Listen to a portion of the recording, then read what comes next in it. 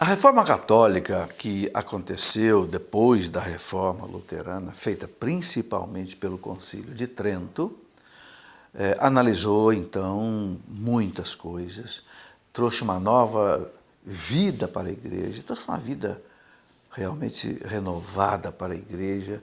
Depois do Concílio de Trento, nós tivemos aí um século XVI que foi chamado o século dos santos, porque muitos santos, e nós vamos ver para frente, se empenharam em aplicar aquilo que o Concílio de Trento recomendou para a igreja. Uma vida nova, né? Uma doutrina realmente confirmada, renovada. Enfim, a igreja tomou realmente um novo rumo. E eu quero então, ainda aqui, colocar mais alguns pontos que o Concílio de Trento analisou. Além da questão da Bíblia, da tradição, do cânon da Bíblia, né? Os livros inspirados e não inspirados, o Concílio analisou também muitas outras coisas. Por exemplo, a questão do pecado original, que Lutero contestou. Por exemplo, Lutero dizia que o pecado original arrasou a criatura humana a tal ponto que o homem não conseguia não pecar. Irremediavelmente o homem caía no pecado, porque o pecado original aniquilou totalmente a sua liberdade, o seu livre-arbítrio e as suas forças. A igreja não concorda com isso. A igreja diz não, o pecado original feriu a natureza humana, mas não destruiu a natureza humana radicalmente, como quis Lutero.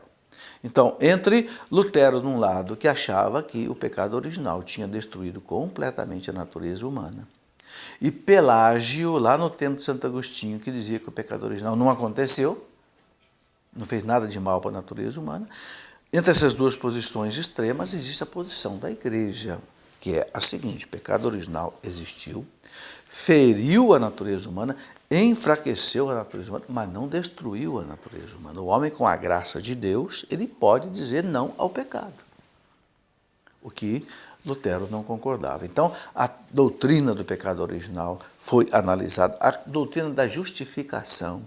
O que era a justificação? Para Lutero, Cristo não retira o nosso pecado, ele encobre o nosso pecado.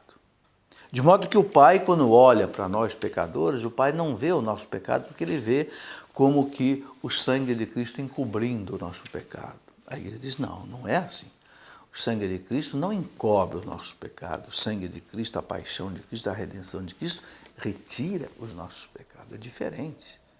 Aquilo que São João diz lá, João 1,29. Ele é o Cordeiro de Deus que tira o pecado do mundo. Não é que encobre, apenas justifica diante de Deus e você continua pecador. Não. Se Deus te perdoou, você não é mais pecador, porque ele retira o teu pecado. Então, a questão da justificação, e hoje a Igreja Católica com a Igreja Luterana já assinaram, inclusive, um termo de, vamos dizer assim, acordo sobre o entendimento, não é? No tempo do Papa João Paulo II, o entendimento da questão da justificação. Depois também a questão dos sacramentos, a questão da Santa Missa. Esses foram todos os pontos que Lutero contestou, que a Igreja reafirmou.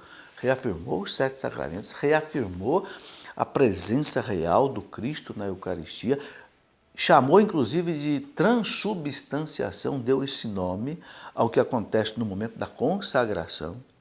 Há uma transubstanciação, ou seja, a substância do pão e do vinho, deixam de ser substância de pão e vinho para ser substância, essência, natureza do corpo e sangue de Cristo. Então o Concílio de Trento inaugurou essa expressão transubstanciação, porque foi obrigado a mergulhar na questão, que Lutero não aceitava a transubstanciação como a igreja aceita.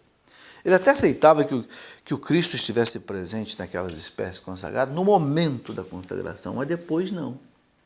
A igreja diz não.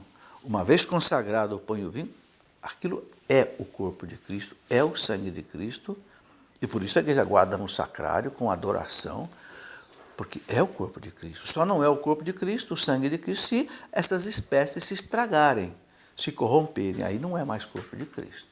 Então também a questão da missa, dos sacramentos, né? A questão da indulgência que Lutero negou, a igreja diz não, as indulgências são perfeitamente válidas. Não é porque as indulgências foram mal usadas, mal aplicadas lá na Alemanha pelo dominicano Tetzel, que realmente provocou a ira de Lutero, não é por causa disso que as indulgências não são verdadeiras, são mantidas. Inclusive, o Papa Paulo VI, em 1967, depois do Concílio Vaticano II, o Papa Paulo VI escreveu a Constituição Apostólica sobre, né, as indulgências, reafirmando toda a doutrina das indulgências, desde lá dos primeiros séculos, até o Concílio de Trento, até os dias de hoje.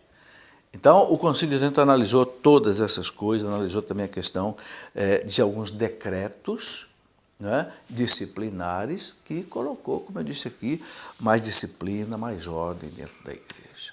Foi extraordinário o Concílio de Trento, trouxe para a igreja realmente uma reforma que a igreja precisava, sem derrubar a igreja, sem negar nada que o Cristo instituiu, entende? Que a tradição da igreja aprendeu com o Espírito Santo.